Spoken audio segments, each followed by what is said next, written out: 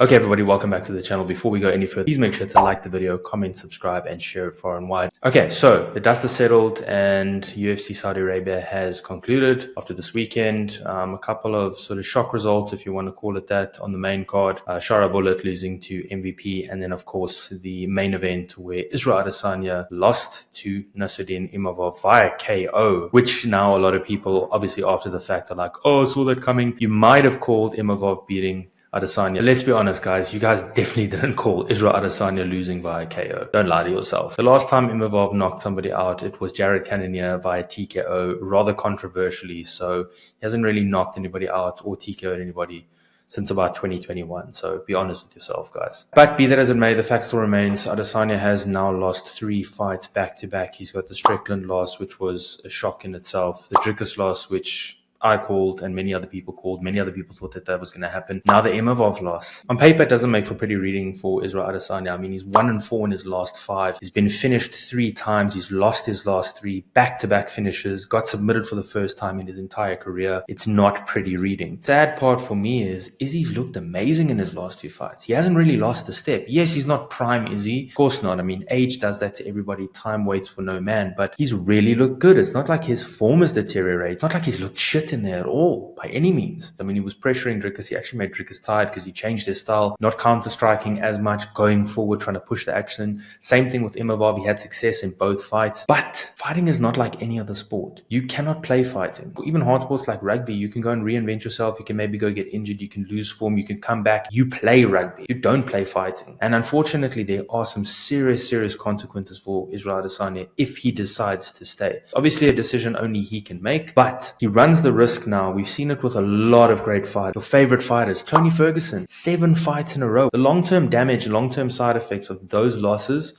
we will only know in the future, but I can tell you now, it's definitely not good. Anderson Silva, after the Weidman loss, continued, had some good fights, had some good results, was still sharp, took a lot of damage that he didn't need to do, snapped his leg. Volk, what's happening with Volk?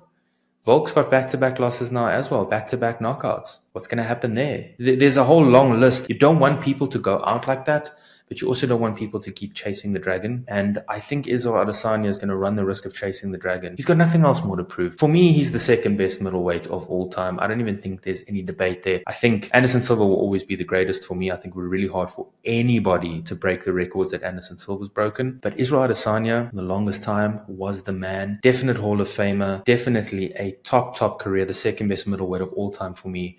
So I would like to see him stop. I know he'd probably like to go out on a win. Maybe they should just give him a nice fight as like a retirement fight. But for me, I think all he stands to do now is tarnish his legacy. You know, right now where he is, his legacy is set in stone forever. As a champion, as a double champion, for what he did for the division, what he did in his fighting career, his legacy is set in stone. However, there is the risk of him tarnishing it. And I think if he gets more losses and more losses and more losses and carries on, people forget the wins. They're going to remember the losses, and he runs that risk. And I hope they go back, be honest with themselves. Yes, he looked great, but on paper, it doesn't look good. And what is he standing to gain? Honestly, I think he should just call it a day and not take any further damage and not risk tarnishing his legacy.